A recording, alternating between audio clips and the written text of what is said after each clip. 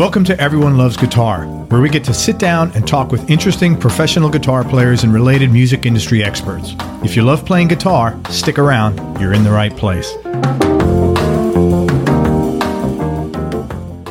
Hey, this is Craig Garber from Everyone Loves Guitar, and if you're a guitar player who's looking to make some more money, then listen very closely to what I'm about to tell you. If you're a guitar player, or any other kind of musician for that matter, or if you know a musician who wants to make some more money without having to tour or go on the road, or put up with any of the other BS musicians normally have to deal with, then you need to download this new special report about how to make a small fortune by licensing your music.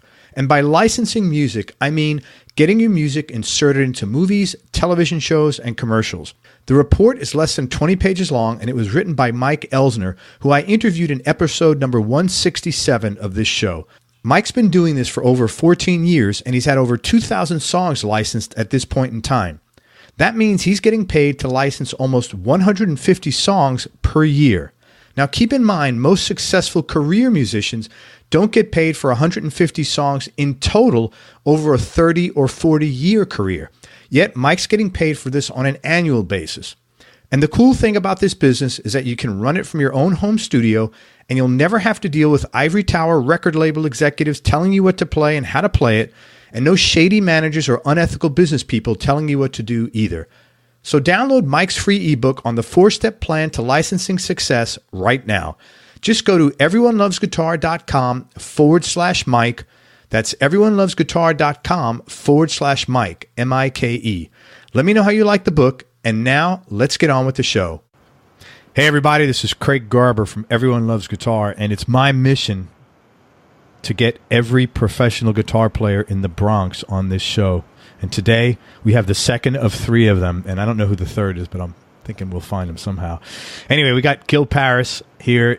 Gil's a Grammy-nominated guitar virtuoso. He's known for a special blend of blues, jazz, rock, and smooth jazz. He's recorded and toured both as a solo artist and sideman with major artists like Dr. John, Blood, Sweat, and Tears, Diane Shure, Bobby Caldwell, and Tony Braxton, just to name a few. He's released 7 solo CDs. He's been seen on NBC's The Today Show, CBS, WPIX, Fox 5, BET Studio Jams, the Yes Network, the Food Network, and on national DVD release Masters of the Stratocaster. He's a Hot Licks artist video and the first True Fire artist course, Inside Out. He's got a Gil Parris model signature guitar by Reverend. It was named one of the coolest artist signature guitars of all time by Guitar Player magazine, and they're actually coming out with a second version of that guitar this summer. He's got an acclaimed DVD out right now with Paul Schaefer, Bernie Williams from the Yankees, Randy Brecker, and David Mann, and it's hosted by Carolyn Kepcher. Gil, thanks for your time. I know you're busy. I appreciate you coming on the show. Thanks so much, Craig. We also had a technological summit before the show. Hey man, congratulations on your signature guitar. How did that come about? Well, I did a show. I was doing these all-star guitar nights. Muriel Anderson put them together. And back in 2007, I was out there at NAMM, and I did a couple tunes, and it was a special night, and there was great energy, and I lucked out. I got a standing ovation, and right after that, I went out to dinner with the guys from Reverend, and Joe Naylor said, "Hey, I want to do a signature model with you." So it was really Joe, who was the owner of the company at the time, and he presented that to me, and it's over a decade now. That's awesome. And it's to have a signature guitar model, it's still active 10 years later, and now they're coming out with a second one. This says a lot about the guitar. Yeah, it's great. The nice thing about it's very versatile, and it sales picked up right away. So, and I worked out a great deal with them, and I'm really happy about it. It's gone through a couple reincarnations, and I like the pickup configuration, so I'm very proud of it. And Guitar Player gave it an award, which was great. What is the pickup configuration in it? I have 2 humbuckers and a single coil in the middle, and there's like a bass contour, so you can kind of get like Tele sounds, Strat sounds, and Les Paul sounds. It's very all over the map. Very cool, man.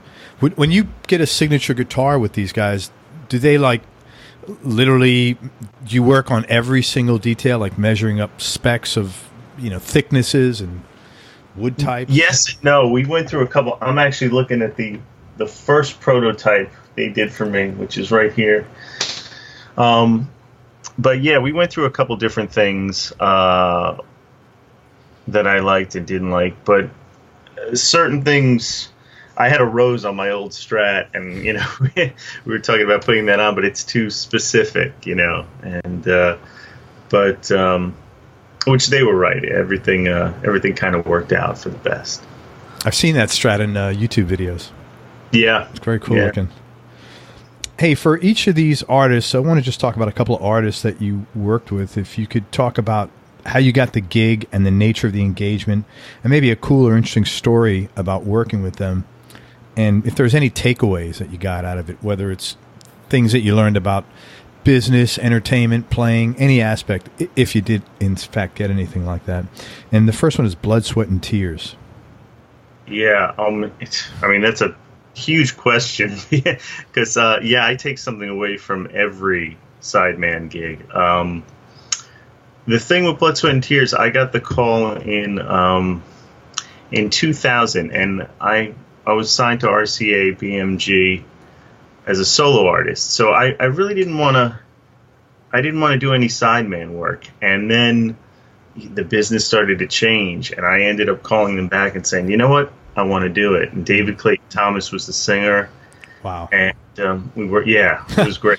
So, and I was with them about a year and a half, and Phil Magallanes, the keyboard player, recommended me, and Lou Soloff, rest in peace, put in a good word. And so I never really auditioned. I was doing some pro work, and he had heard the recordings, and just kind of worked out. And David was very happy. I did an interview for the New York Times where he said some really nice stuff about how I made the gig my own and stuff, and it was good. It was a good time.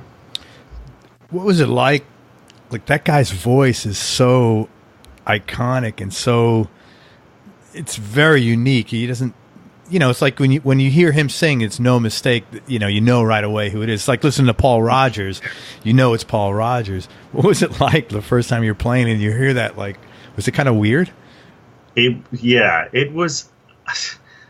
See, I love that. That's why I kind of feel like, since he retired from the band, it's not the same. It's just not.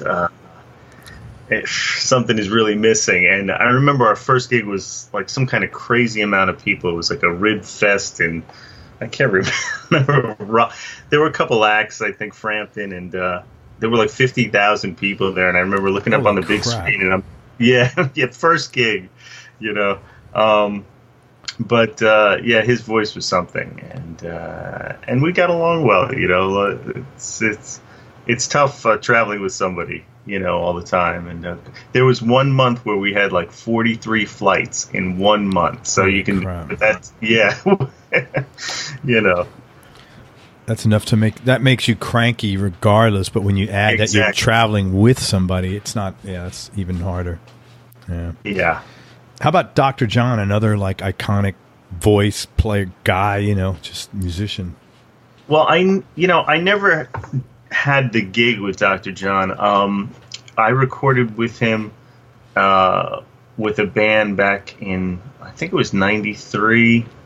And there's a version of us doing Ain't No Sunshine on a record called Syndicate of Soul, which was on Shawnee. And it's funny, I go back and listen to it, and I'm like, wow, I was so young, but I'm really proud about it. And from there, we did some one-offs. There's some videos of us at BB King's and stuff. But he's an incredible artist, and he's able to fit his thing in so many different genres, which is very, that's one thing I look for in artists, where like somebody like a David Sanborn or like a Larry Carlton, where they can fit what they do in different genres and still retain their personality. Well, you're kind of like that. You're really diverse. You do a lot of different things. Yeah. That's kind of it's been a gift musically, kind of a curse in some ways career wise, because now especially now with branding and stuff, the attention span of the public is so short. It's like they want to know exactly what you are and what you do. And with me, it's kind of all about phrasing and music for me. Like I don't pick and choose. If I'm laying what I do over, a smooth groove or a straight ahead thing or a Latin thing or a blues gig, it's still music to me. I kind of think in the same way. Yeah, that guy I was telling you about, that session player interviewed yesterday. He mentioned the same thing about phrasing, how that's what's the most important thing to him as well. And he talked about guys like Clapton and just certain people that are known for their phrasing in that. Yeah, it's the most misunderstood aspect of music, and I think it's the most important. So it's a funny thing. I think I want to do some instructional stuff just talking about that coming up in the future, because it really, that's kind of what I do. Yeah, man, I think that would actually be a good topic, because I think every player is aware of phrasing, but I don't think nobody's, from a teaching or tutorial standpoint, not many people are discussing that. Right. Yeah. I know. I know you work a lot as a working musician. Is there anything particular you're working on now that you're excited about? Yeah, there are 3 projects now that I'm kind of doing simultaneously, and one of them is the band with Bernie Williams, and he's gracious enough to give me co-host. The Bernie Williams Gil Parris Quartet, and we call it Jam Family, and we've been doing a lot of gigs together. We did Catano, Infinity Hall, Daryl's house. We do a big show at NAMM every year. We did like 7 years of that, and out in Cali. Yeah, you were out there this year. Did that? Yeah. Oh, cool, man. I mean, it was so heavily attended. It was. it's always like a big thing when we do that, and we're going to record it. I did a lot of arrangements of some classic tunes. We're doing some writing. I arranged a lot of TV show themes for like blowing and stuff, and it's really fun. So you're going to go put a record together? Yeah, I want to do it live. We've been talking about like maybe Daryl's house or something, kind of tracking it for a couple days, but we're very good friends, so it's going to happen. That's awesome, man. Yeah, I think that'd be, I think that's a nice, in today's day and age where putting out a record is like, it's almost like why, right? Like okay. But I think a live thing is kind of cool, especially at a place like Daryl, that at least they have the acoustics and the recording and everything is down there. And you'll have a great crowd that's really into the music there at that place. It's just a good place. I just played there last month. So, I know it's they have it together and it sounds great. Yeah, for sure, man. Well, I wish you a lot of luck with that. Thank you. You said 3 projects. So that's one, Bernie Williams, Gil Parris. Yeah. The other one, I do this show called Picks the Guitar Hits, which is it's the music of Hendrix, Santana, Beck, blues, and beyond. And what I do is I take these, like I'll take a song like Crosstown Traffic and I'll make a soul jazz arrangement out of it. I'll change the harmonies to like Europa, and so people come and they know the material, but I'm really putting my slant on it, which I finally feel after 40 plus years of playing, like I can interpret these tunes in my way and the audience digs it. And I feel like it's a personal artistic thing, and I'm really proud of it. It's doing really well. We sold out BB King's, the main room. I have a whole weekend at Iridium coming up in July. That's awesome, man. Shit, yeah. I'm going to be in this. I know you're not going to be there when I'm in the city, but I'd love to see you do that show. That sounds really cool. Yeah, it's really fun. So, and people come out and they say, hey, can you do Freeway Jam? Can you do, and I make little notes if I can't do it that time. We're doing 2 Rolling Stone by Robin Trower. What an amazing song. It's hard. That's such a good song, man. Yeah, so it's good and the band's great. So, and I add male and female vocals on a few tunes, and that's getting into the 3rd project, which my girlfriend's a young singer that even though she's young, she's really into stuff like Randy Crawford and Carly Simon, and she's got a really pleasing tone, and I'm kind of writing stuff for her, and she's headlining venues, which it's really nice to see, and it's fun to hear it come together. You know? It's cool, man. Where is she playing? Well, we have she's doing Women's History. Women's History Month. Right, I saw that on your Facebook. Which is when are we doing that? St. Patrick's Day, actually, at Iridium. We're Very headlining. Cool, man. So she's headlining. I'm just the guest. That's okay, man. That's all. The keep it all in the family, you know. It's all good, man. That's really cool. You know what? I think I saw Les Paul play there once, Oh, sure. Yeah. Long time ago, but I don't know that I've been there in ages. It's great. It's definitely, I played all of the places, Blue Note, and it's definitely one of the best clubs in the city, without a doubt. So, happy to play there. Has the percentage or the number of clubs that are around decreased? Yes, a lot. No doubt about it. Yeah, especially with the rents going up, the nook and cranny places where, there was a place we used to play at called Metropolitan, which was booked by Joe Caro, the studio guitar player.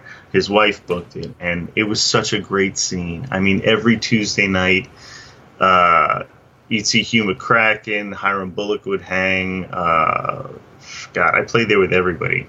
Will Lee, Keith Carlock, David Mann. It was a great scene. And every Tuesday was packed with A-list guys. So, but those kind of nook and cranny places are gone. They're drying up. So it has to be sort of the bigger known venues now. And it's a shame, because it's I like old New York. Where, Well, the Bottom Line is gone, isn't it? Yeah, that's gone. The Ritz is gone. Yeah, I mean, those are pretty established big places. But I mean, I'm talking about, there were places like Decade, and I'm trying to think of. I used to just go into bars and see Jimmy Vivino somewhere after the show, and just he'd hand me a guitar and we'd jam out, and Jeff Golub, and there were always little nook and cranny hangs where it would be word of mouth. And, actors would be hanging out, and guys coming off shoots, and that kind of thing is kind of drying up. Primarily because the rent, you think? Yeah. It's crazy, isn't it? It is, yep. It's really weird, because I loved spending time in the Village my whole childhood, and I go back there now, and it's kind of disappointing, to be honest. It's not the whole vibe was bohemian, eclectic, artsy. Just now it's fucking Stumptown, Starbucks. Dwayne Reed. 15 shoe stores where they start selling shoes at $500. I'm who the hell's? Yeah. And there's nobody in any of them, and I'm it's just a rotating cavalcade of, next 6 months later it'll be a high-end leather store where no one's going to go in there. There are a few places, though. There's Fat Cat, where they have jazz and ping pong, and there's Arthur's Tavern around the corner. There are still places, but it's not it's not quite the way it was. But the whole business isn't the way it was. So. Very true, man. You've been doing this a long time, and I was curious, what would you say your top 3 musical experiences are, that the 3 experiences you had that either left you feeling great about the work you did, or the project as a whole, and most rewarding to you? What would you say your top 3 musical experiences are? All right. If they always say it's the first time is the sweetest. So I guess it was the first time I sent in on cassette to Mike Varney. I sent him to get into Spotlight in Guitar Player, and he called me on the phone. I remember being at home, and this was 1990, and he said, "I'm putting you in the magazine, and blah blah blah, and you're doing great things." And that I remember breaking down and crying. I was so touched. And that's awesome. Yeah, it really, like, that always stuck with me because so many great players were in there after, and before Paul Gilbert and Frank Abali and Scott Henderson, and I'm probably leaving out dozens, but, and he stayed in touch. And from there, back in 1990, when you were in a magazine like that, it really was like a big deal. Like, I had people recognize me at Sam Ash and stuff. You know, it was just this little thing. Now, you know, print is kind of dying. So yeah, you know what? Because there was so few sources of information. So the few that were out there were like like milked dry by every single player. Yeah, that makes a lot of sense. Yeah, now there's an infinite number of sources, so it's like any one of them has been diluted. The value of them have all been diluted. It makes a lot of sense. This also, when this came out, can you see this? Yeah, VHS? man. What is it? The VHS. Yes, it's hold on. Gil Parris Modern Blues Guitar. That's right. That's awesome, man. Arlen Roth. Yeah. Yes, so that I'm really proud about. Actually, I heard Hal Leonard is releasing that catalog on digital download coming up soon. So I'm happy about that. So he's got hundreds. I just happened to speak to him like last week. He's got literally hundreds. He was telling me there's like 500. Just some mass. I don't think it's 500, but there's a massive number of those out there. And you think about how he did it with tape, and where you really had to labor over each one to have done that many. Well, he loved it. I mean, I remember coming from the airport, we were editing, and we would just get like Greek salad and spinach pie and sit there for hours. And, it was a labor of love for him. And we had a great time together. He's awesome. So I'm proud of that. I mean, being signed to RCA BMG, that was like, Chet Atkins' label, Elvis's label. That's pinch me. Those were good years, And you had a handler. Yeah, right, exactly. Which I really need today. Mm-hmm. Hey, where in the Bronx did you grow up, and what was your childhood like? I was born in Jacoby in the Bronx, and then I lived in the Village. We had an apartment. It was my grandparents' apartment, and I ended up moving up to Yonkers, and then I went to Ardsley High School, which is a little town about half an hour, maybe 40 minutes from Midtown, which is great. Yeah. And it's, it was great because we still kept until my grandparents passed away. We had to give up the apartment, but St. Mark's and First rent controlled. Crap. Yeah. I don't. Wow, what a cool location, man! You're right in the heart. That was when the Lower East Side had quote character. Yeah, it was awesome. It was really cool. It was gritty as shit, but it was really cool. It was a great place to just experience life. There was so much energy there. Yeah, I used to go and I hang with everybody. I would go see Mike Stern like every Wednesday, and then I ended up being like a sub there on Monday and Wednesdays when he was out of town at the 55. It was great. But I lost the place in 2001. So, you couldn't keep it because of... Nah, couldn't do it. It was like before Parchment. I didn't have anything, It was family so long. But we enjoyed it. Very cool, man. What kind of work did your folks do? My father was a stage actor, a Broadway and off-Broadway, and toured. Yeah, he just passed away in September, and sorry about that. He was awesome. Thank you, thank you. But and my mother was a speech pathologist, but they were very artistic people and big supporters. So I was around the show business thing my whole, I didn't even think about it until later. I saw my dad with Mickey Rooney. I saw him with Danny DeVito and Estelle Getty in these plays. I would go to all these little plays and I'd be like, later on it hit me. I was like, wow, this is really part of who I am. The whole showbiz thing. So it's really cool. I think it's great. So they were very accommodating and encouraging, I would imagine, excuse me, your career. Yeah, I was lucky to have success fairly early. So they were able to catch, a lot of cool things, like, being on the Today Show as an artist and being in front of big audiences and stuff. And they would come out, and as I would go to see him as well. So it was really fun, That's great, man. Really cool. So you basically, you just knew you were going to play guitar. This is what it was like the family business kind of.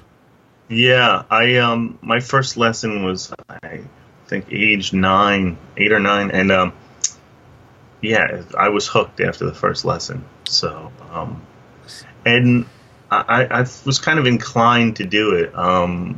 I was studying with another guy, and I always seemed to excel quicker. And after a couple of weeks, he said, "Listen, we got to break you guys up." And then, that kind of kept happening to me. And I worked hard too. I just really enjoyed it, Yeah, it's interesting because a lot of times, I talk to people.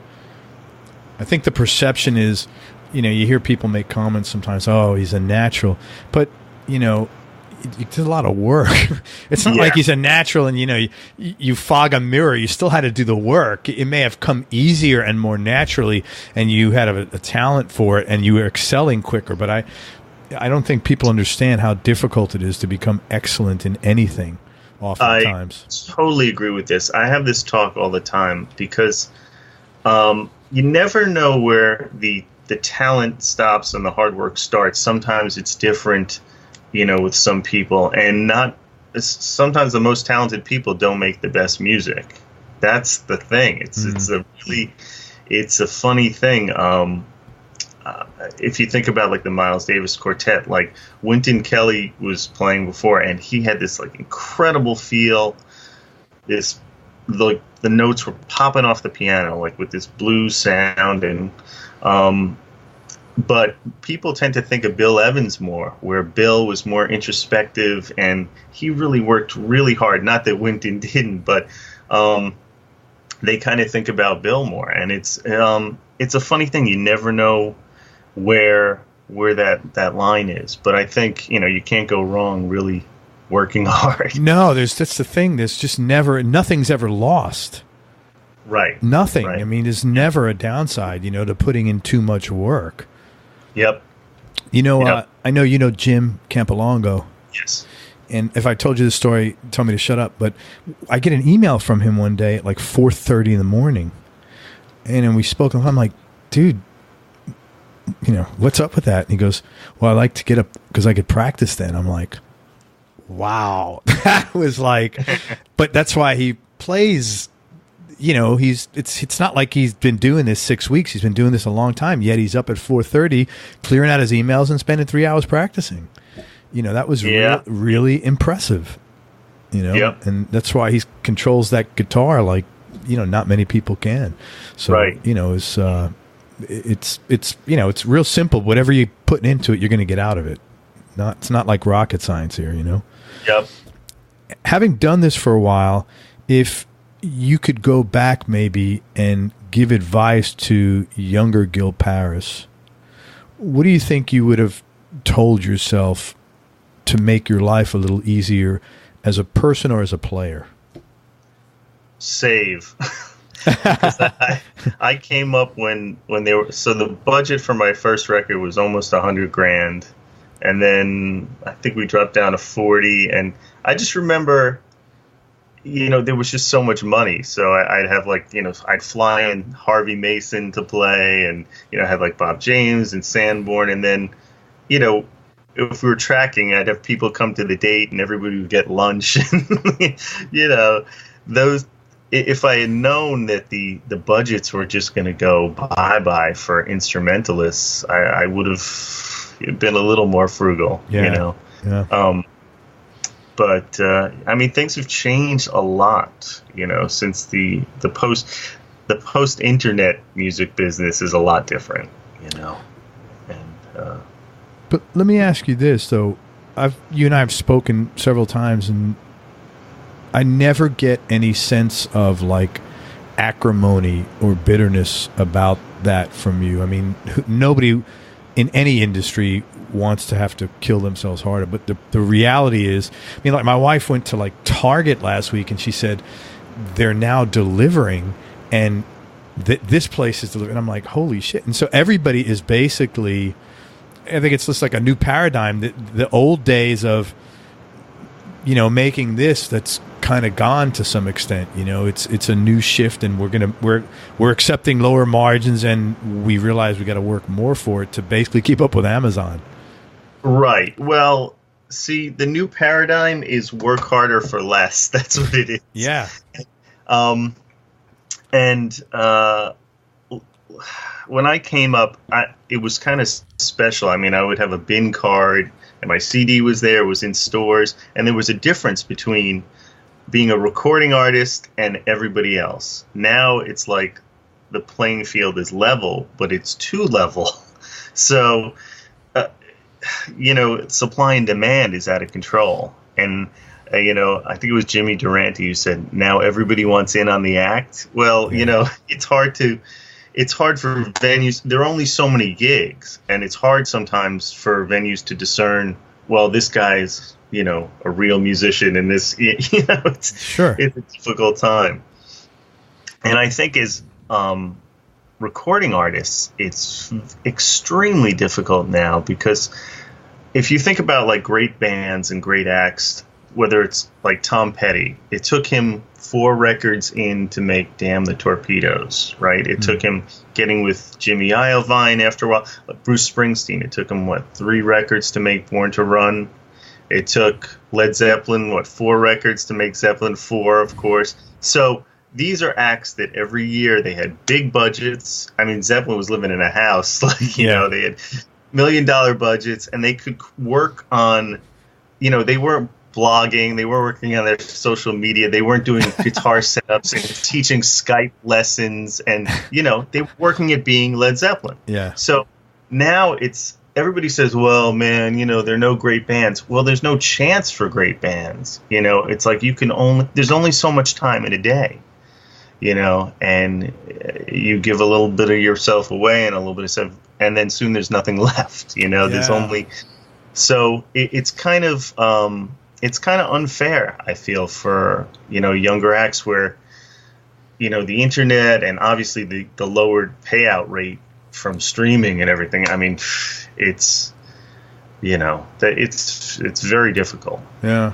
It's very interesting what you said, though. It's a really good point, I think, that, you know, Zeppelin needed 4 albums to make Led Zeppelin 4. I mean, let's face it, all 3 of them before that were amazing. So maybe they're not the best. Yep. But the Tom Petty example is probably more valid. You know? Right. And well, look at Miles Davis. I mean, Kind of Blue was not his first record. He was on Columbia. So it does, you know, art needs to be nurtured and developed. Yeah. And it's like we talked about before. And if you're worried about, you know, paying your car insurance and having to, like, you know, teach lessons and scramble around and that's not working on the art. Yeah. That's work, you know, and, you know, you can get sucked into like the whole social media thing and the instant gratification of, you know, you post your song and but that's not really, you know, the way the old regime was. And I think the only people that are happy about the post-internet music business are people that never worked in the business before, you know, because they can kind of, you know, act like a recording artist and all that stuff. But it's, you know, you can't really make the killing you used to be able to make as an act that broke through. Yeah. But like I said, I give you credit because you're just going out and doing your thing and you're working a lot, and, you know, I don't get any sense of, you know, it changed and it's not as good as it used to be, but you're very, you're pretty optimistic. I don't get any sense of bitterness or negative about you. And I honestly, I think that takes some credit having come from, no, I do. Because I think, you know, I mean, look, it would be very easy to get like that, you know, about, you know, reminiscing, quote, about the old days, but man, it doesn't do anything. You know, I know, like, for me, looking backwards, there's never fucking anything good in that ever. Right. ever. There's never been a good upside to that. Let's change the time and add some bourbon, and we'll see. But no, I'm kidding. But yeah, it's tough because I've seen the business from so many different angles, where a lot of people see it from just one. Yeah. And I've been called by Jazz Times to talk about the death of contemporary jazz, and I've been on some news programs, RNN and stuff, and some people kind of lash out when I give them, how it is. Lash out at what? Well, the fact that, I say it's the post-internet music business is not the people that love it, again, never worked in the real music business. Right. When I talk about the payouts and stuff for songwriters, like if you're a great songwriter that's not a live act, like let's say I'm trying to think of like Diane Warren or Bill LaBounty, or I'm just thinking of great writers.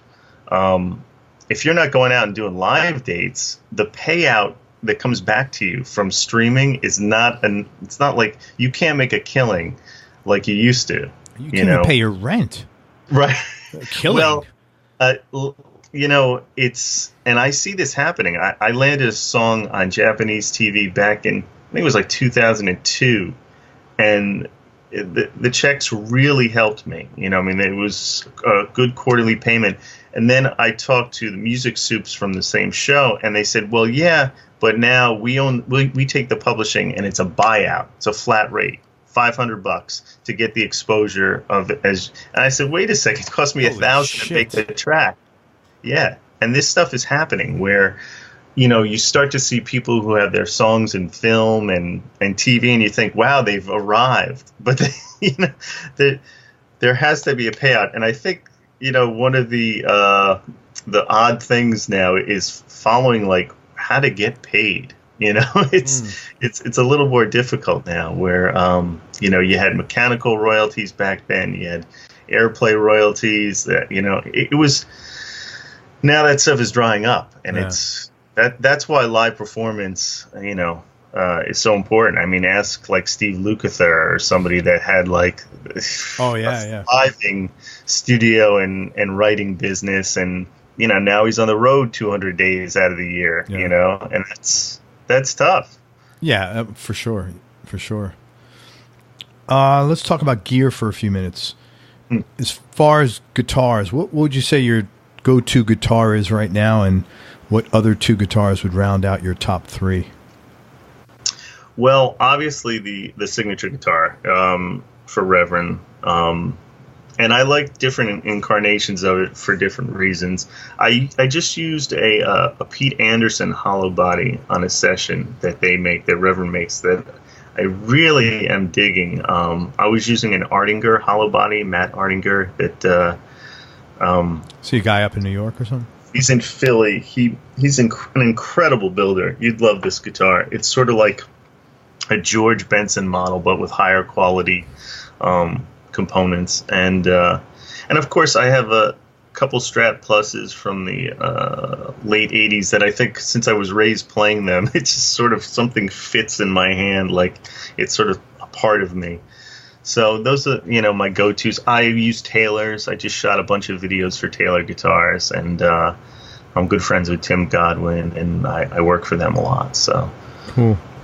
Are there any cool stories behind how you acquired any of these guitars? Obviously, the Reverends,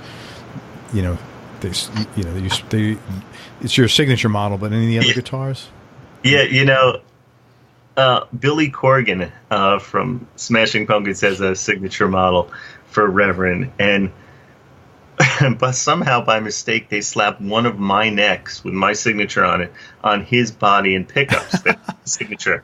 So a couple months ago, this arrives at my doorstep, this guitar, and it says it's the Gilly Corgan model, and I look in, and they gave it. So it's a one of a kind, and I really like it. I like the pickups a lot. So I've kind of been using that too. It's the Gilly Corgan model. I like that. Yes, exactly. Where are you living now? I still live in Ardsley. I live in Westchester. It takes me about God, it's like maybe 40 minutes to get to Iridium, and then all my gigs, like if I'm in Boston, 3 hours, and I'm playing a great theater called the Bijou this summer in Bridgeport. That's about maybe an hour and 10. So it's Daryl's house is an hour away. There are a lot of great venues. I like being, you hop Metro North takes you all of there?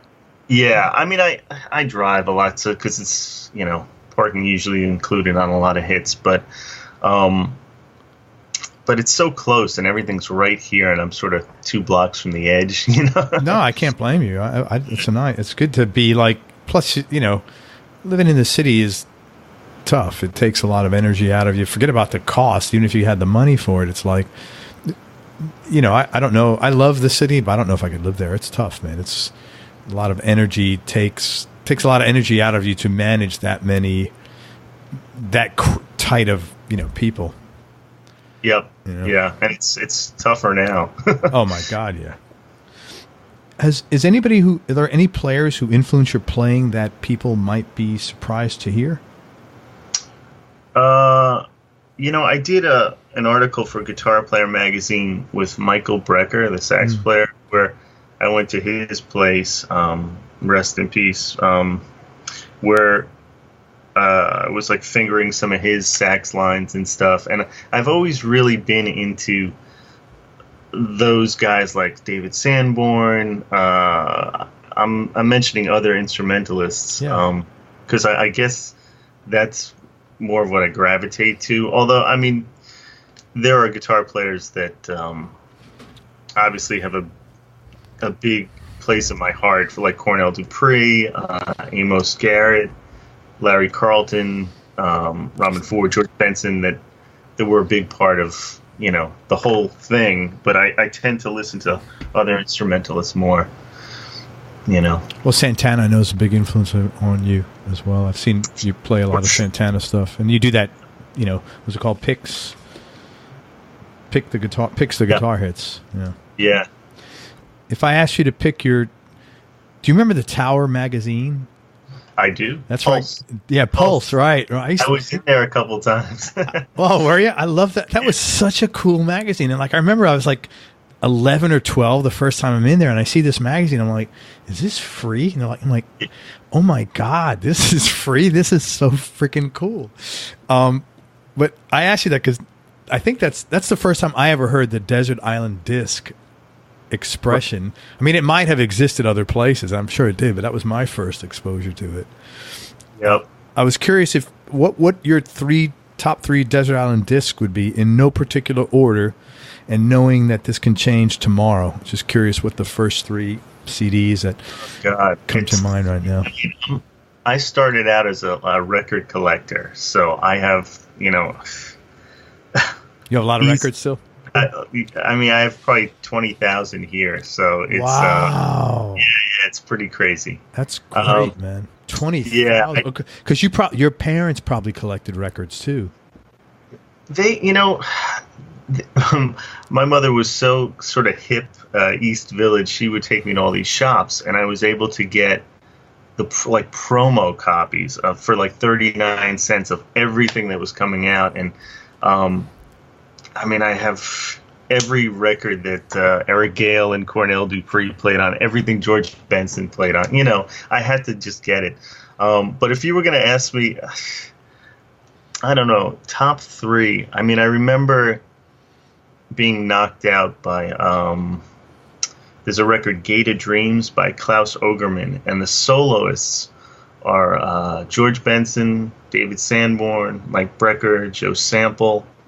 And it's a beautiful record. It's like 35 minutes or something, and it's orchestral, but then he has these jazz soloists. And I tend to like records like that are really, they're easy to listen to, but it still has that depth.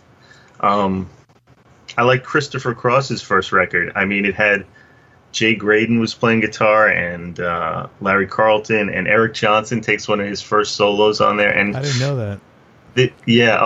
Minstrel Gigolo was a tune where Eric plays, and it's one of his greatest recorded moments. That record won Grammy for Record of the Year, and I still think that's a great record, all of that kind of West Coast AOR stuff, the stuff that Jay Graydon produced. So the musicianship is really beautiful. Everybody knows their place in the music. I'm assuming you're a Steely Dan fan then? Yeah, of course. Yeah. Of course. That's such a... every time I listen to them, maybe because of I always think of Pretzel Logic when I think, because that's like such a New York, the pretzel dude that doesn't exist anymore. But that was so, it's so funny that every time I see that album cover, every time I think of Steely Dan, that's the first thing that comes to mind. I mean, all their hits come to mind, but that cover of Pretzel Logic was so funny. Yeah, I kind of like the fact that they have a New York thing and an LA thing. So, because I love the studio sound of both. That, on one end you had Jeff Porcaro and Lukather and Jay Graydon and Abe Laboriel and Ernie Watts in the LA sound, and it was really beautiful. Rittenhour and then also on the New York side you had Richard T and and Gadd and of course everybody mixed in with different scenes, but I love them both. And that's how I really learned. Luckily, since I was doing like pro work early, I got to meet all those guys and kind of hang with Cornell, and I saw him on sessions. I saw Hiram on sessions, and it was a great thing to be around. All right, Gil. So let's get under the hood now and talk about you a little bit. Tough question. What do you like most about yourself? Oh boy, that's a tough question. So, who writes these questions? So, no idea. I joke with my girlfriend. I say it's Gil Parris's magnificent, wonderful, fantabulous ride, and it's kind of and she's like, "Oh, brother," but I joke about it because I'm in this position where I live in New York, and I meet a lot of people from different, some very famous, some not. I don't want to drop names, but I'm able to kind of bring a lot of people together, and that's one thing I really love about, I guess, more about the business, not just myself, but I like bringing people together, and I guess that that falls into that category. I respect that about you, because I think more people, myself included, should have more of that. Like, hey, it's Craig Garber's wonderful ride. Because really, it's up to us, right?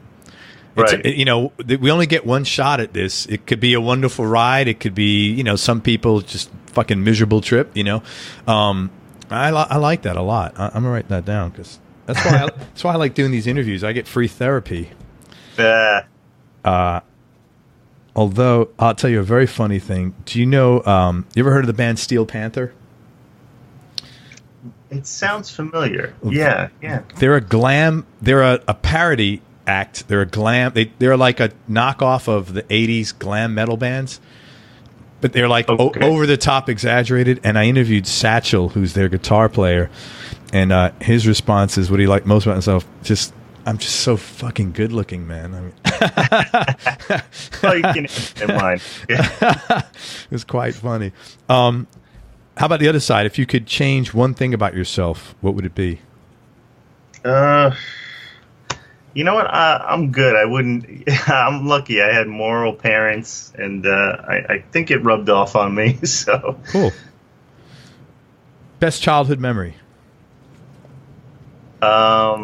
You sound like you probably have a lot of them too. When I was 17 when I went to Berklee, and I got a jazz master scholarship, and really, I was playing a lot back then, and I would play through Joe Pass books, and I'd play through stuff that was kind of heady for kids at the time, I was listening to heavy stuff when I was in high school, as well as rock stuff and Petty and Zeppelin. And I went to this ear training course, and Walter Beasley, who's now a friend of mine, and I run into and do shows with. He was the teacher, and he slammed on this chord. It was we were in beginning ear training, and he slammed on like a G13. And he said, if this is a G13, what's this? And then he hit a B minor 7 flat 5. And I just like jumped up because not that I had like the best ear in the world, but I knew what it was because I played it all the time. So I just, said B minor 7 flat 5. And the whole class like fell out because it was like day 1 or 2 of ear training. And I thought, that's really funny because I never thought I had such a great ear.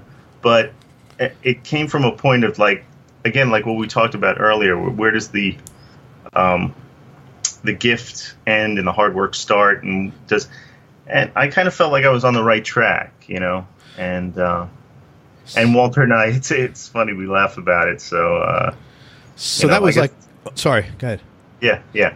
That was like the universe almost like really validating your ongoing path here in a sense that, in a way, right? I mean, that's how you felt. Yeah, it's funny that's what that comes to mind. Obviously, I mentioned the whole guitar player thing, spotlight, when I was a kid, but I ended up leaving Berklee. I got a touring gig. I was 17. I was gone for 3 months in Europe right after that, and I never went back. I feel like I've been working straight since then.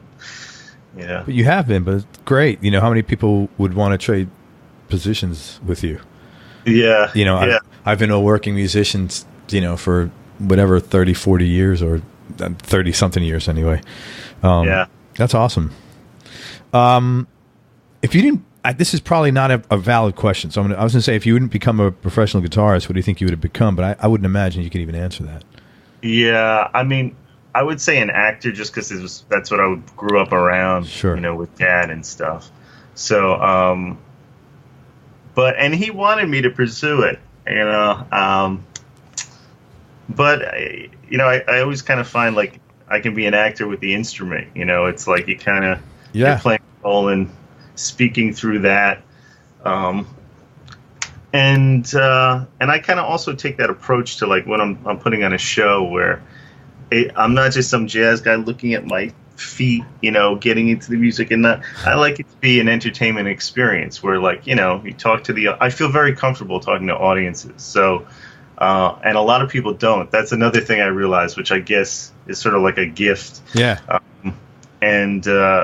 It takes time, and luckily I've been around people that, Bill Boggs was, the talk show host. Bill? Okay, yeah, because I loved it because I used to watch his show. Yeah, right. Okay, so Midday and Corner Table with Bill, and I called him because I was doing didn't he pass? Didn't he pass? What? Didn't he pass away? Oh, he's still around. Okay, good. I haven't seen him in ages, but anyway, I called him and I said, "Hey, I'm doing this whole run of TV shows, and what do I do? He said, "Well," he goes, "just be yourself. People like you, and exude a little bit more energy than you normally would. Just a tad more upbeat." And I'll tell you, that's like the best advice I ever got, because when I go back and watch videos, when I'm like Eeyore before that information, like just like Eeyore. I like to play. Yeah. And I think about that a lot, that little bit of advice where it's just like, just be a tad more upbeat, like, hey, I'm here at Iridium. This is great. I'm in the greatest city in the world. And not phony. Yeah. But just come on and be part of this with me. Yeah. A few things. Can anybody be a successful entertainer now that cannot interact? I mean, I got to believe that would be really hard. Yeah. That's the funny thing. I talk about that a lot too, because there are certain musicians I think about, like, I can't imagine, I don't know, Tom Harrell, the trumpet player, or like, I'm trying to think of somebody, Tom Waits or Miles Davis, somebody like blogging and doing like interactive videos with you, like, Miles coming to your room and doing a lullaby house concert, magic. Hey!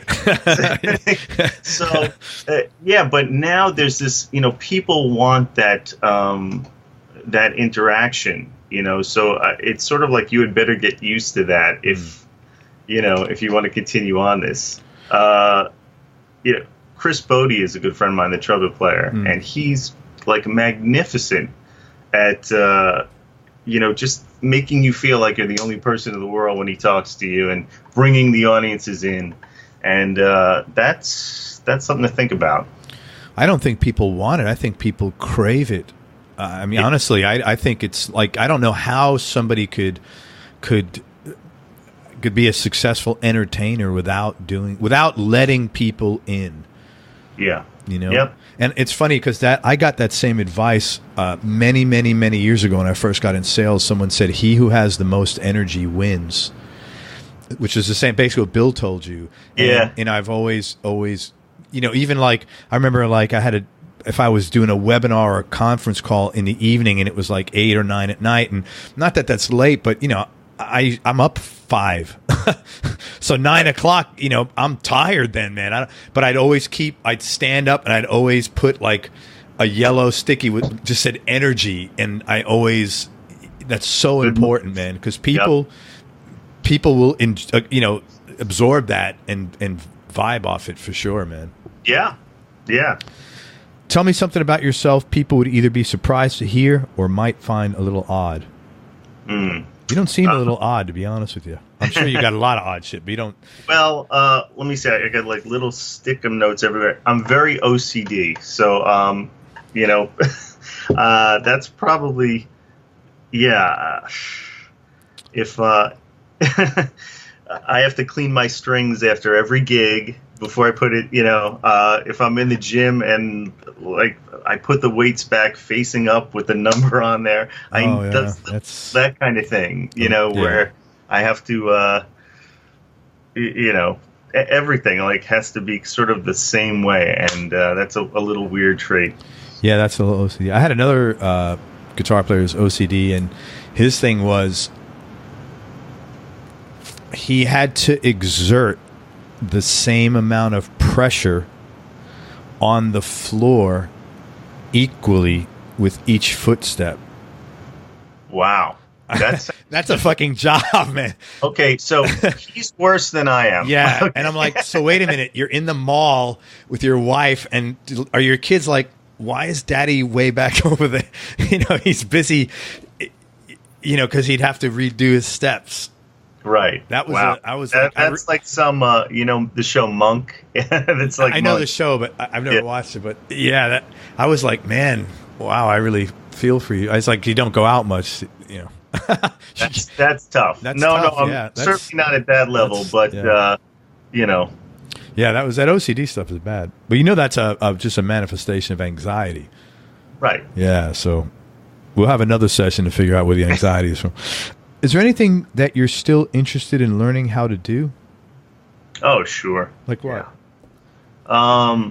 God, I'm always shedding stuff. I picked up an old book, Walter Bishop Jr., this piano player. It's called the Theory of Fourths, and it's all these like different variations of atonal stuff, and he puts it in a concise way. I mean, I'm constantly looking for stuff, my house is filled.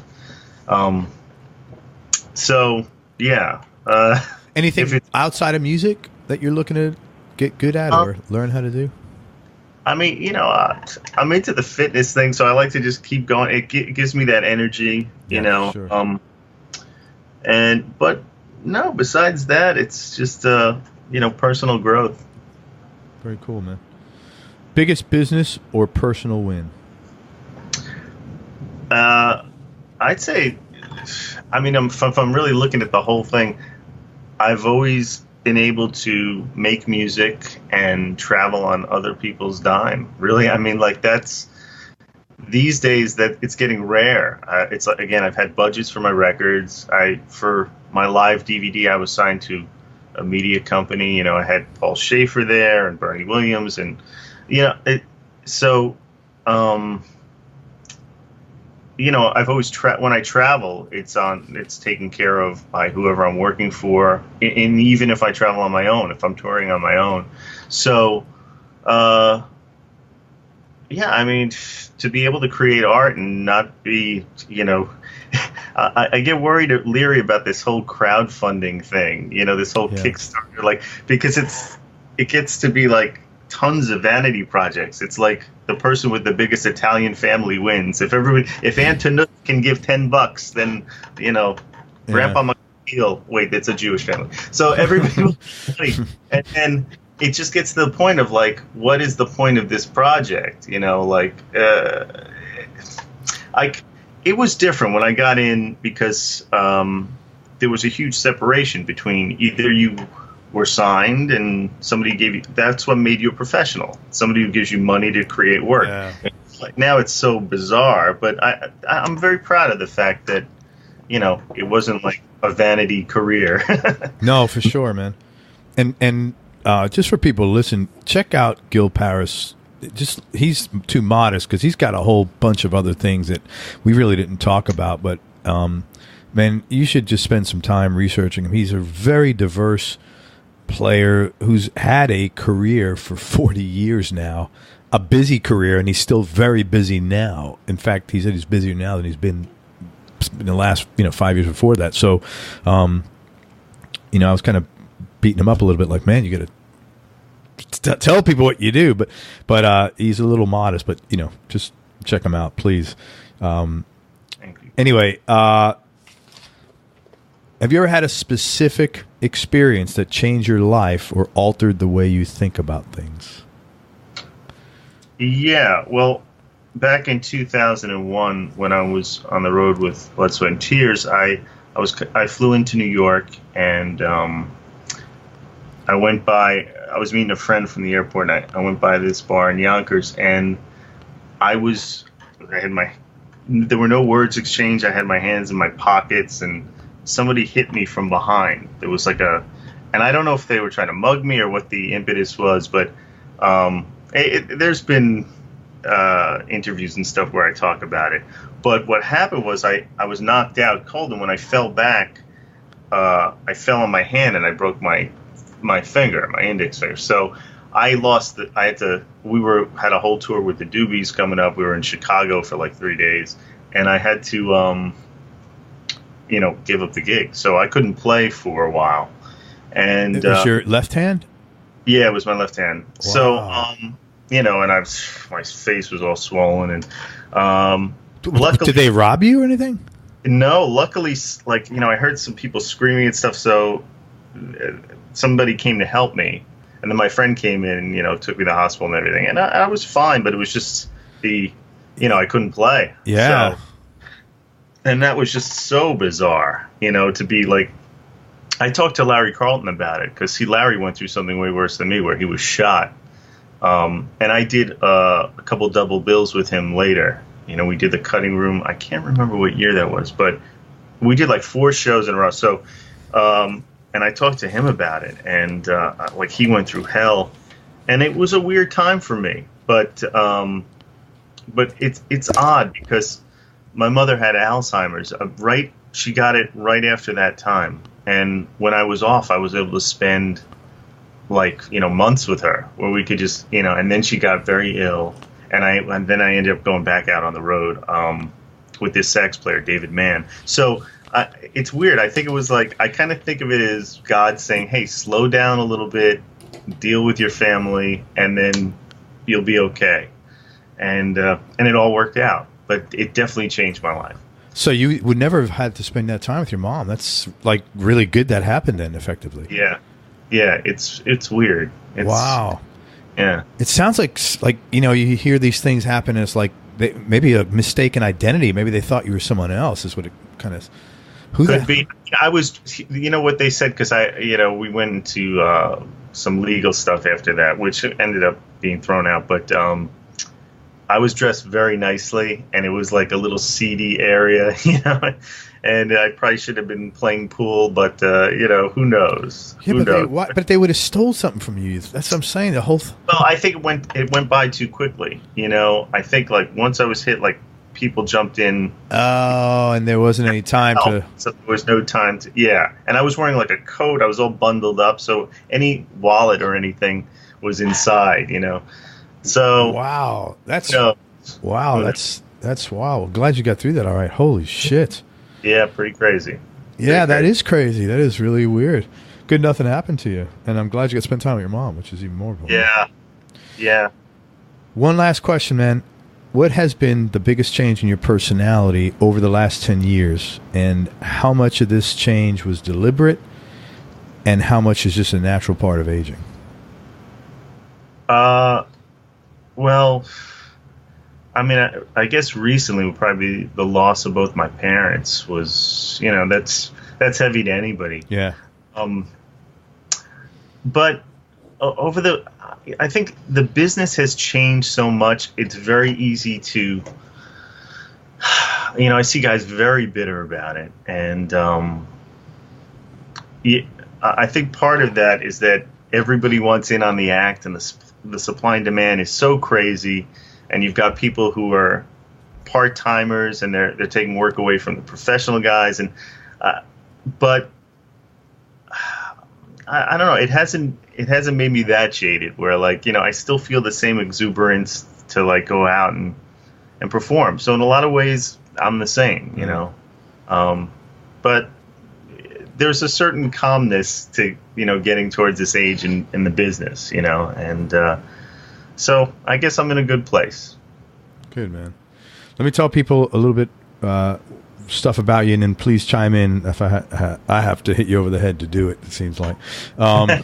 First of all, Reverend has got a Gil Parris guitar, and it's one of their best-selling models. Want to talk about that a little bit? Yeah, guitar player said it was one of the coolest artist signature guitars of all time, which, along with Benson's Ibanez and Clapton's Strat, so that was amazing, and it's quite an honor. And I love the company. I love Ken Haas and Penny, and Joe Naylor's a genius builder. So, and I like some of their other guitars too. So that's been terrific, and I'm proud to be with them. And I'm moving forward with doing more stuff with them. So clinics and videos, and so you'll be seeing more of that in the future. Great. And aren't they revising your guitar now? There's another model. Yep. There's one in black with a roasted maple neck that comes out, I believe, in the summer this year. Awesome. And where do they find Reverend deals? Just go to Reverend Guitar website? Yeah. I mean, they're all over now. They're real. I mean, they're really moving up, and it's I'm telling you, it's going to be like Gibson, Fender, and Reverend. They're really on it. So, where are those guitars made? Are they Indonesia, Korea, or China? Korea, but everything's set up over here, and Joe is incredible. So everything coming out of there, the necks are very even.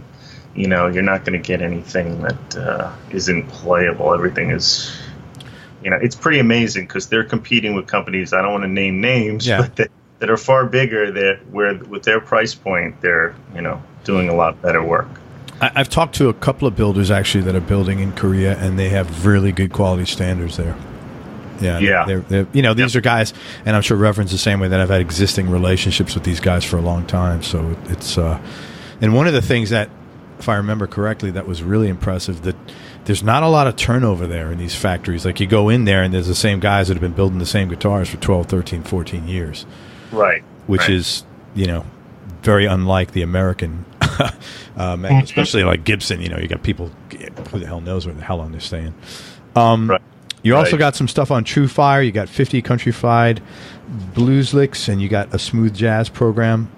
Yeah, the smooth jazz one is a big seller. Surprising, isn't it? It's like, and but really, those are titles, but it's really an inside look into what I do, articulation-wise and phrasing-wise. I think each one of those courses is far more about overall musicality than just about licks. So when you get those packages and you open them up, I'm really, I'm opening the doors to stuff that I use live. I mean, I can sometimes in the videos I'll mention, hey, go to this YouTube video and hear me playing this lick with Joe Cocker, and hear where I lay it in the bar, or with Diane Shure or something. And this is the stuff that I use. So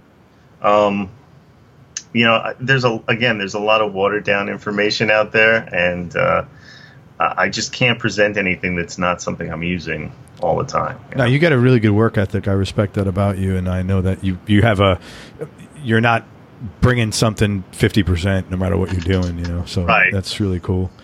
Where else can people find you, man? How else can we put money in your pocket, Gil Parris? Well, how do people know where you're playing? Right. As of now, it's mostly Facebook. I mean, obviously, if you Google my name, like tour dates or something will come up if I'm in the area, but like bands near me or something. But I know we just did Daryl's house. Tomorrow night, we're at Treme in Long Island. We have a Iridium show on St. Patrick's Day with my girlfriend Jessie Lambiazzi that's singing for Women's History Month. It's going to be a great show. And then I have a whole weekend there picking the guitar hits in July. Oh, you're doing that? Okay, cool. Yeah, that's going to be great. And then you got to come in for that. Come on. I want to come. I'll send a town car. And then we're doing like the Bijou Theater in Bridgeport. I mean, we're doing like theaters and some touring dates that mostly driving stuff, Rhode Island. I mean, luckily around this area, it's just incredible still. So, well, it's incredible for you because you've networked. I mean, you got a big history there, man. It's like if somebody coming into New York, they might say, fuck, there's no clubs here anymore, and like go home. I know. And believe me, I don't take it for granted. Yeah. I know. It's funny because people sometimes attach success with like, oh, they're on the road, they're touring, and and I love the road, I love touring, but it's not equation wise, it's not as great as it used to be because flights are so double booked now, the price of rooms has gone up, and if I can do like a lot of damage around like the Rhode Island, Connecticut, Boston, New Jersey, Manhattan, it's I'm going to do it, and then when I get the LA hit, I'll go out there and do it, and and hopefully you can stay out there for a month and at least make it worth your while, or 2-3 weeks anyway. Yeah, and bang up a bunch of cool. And is any chance a Gil Parris website is in the future? Of course, yeah, coming soon, no doubt. Well, once you get it up, let me know. I'll put it on my site, and then I'll announce it. So, terrific. Man, I can't thank you enough for your time. I really appreciate it. I'm really glad I got to connect with you. You're a super cool guy. I admire your work ethic, and I've admired your playing for a while. So thank you very much for your time. Thanks for everything, man. And I wish you good luck with the new Reverend guitar and all the other cool projects you're doing. And, man, I will hopefully you'll be playing around when I'm in town in May. I'll definitely I'll let you know when I'm coming in. Yeah. Everyone, thank you so much for listening. I hope you enjoyed this interview as much as I did. Thanks very much again to Gil Parris. Check out Gil online. It's Gil Parris, Parris. And he's a real, man, he's just a good guy and a great player who really, he's put a lot of time in, and he also looks like he's about 25. I'm embarrassed that he's like almost my age, and he looks like my son. Anyway, but it doesn't make him a bad person. Anyway, Gil, thanks for spending time with us. I appreciate it. Thanks, Greg. Go to everyonelovesguitar.com. Sign up to get notified about future episodes along with early product announcements and discounts. And remember, happiness is a choice. So be nice, go play your guitar, choose wisely, and have fun. Till next time, peace and love, everybody. I'm out. We hope you enjoyed this show. If you did, subscribe to the Everyone Loves Guitar podcast, and you can do this online at everyonelovesguitar.com or on iTunes. And if you like the show, please leave us a 5-star positive review. The more 5-star reviews we get, the higher our show ranks, and higher rankings mean we get to continue speaking with cool, interesting guests on our show. We'll see you on the next episode, and until then, keep playing your guitar and have fun making music.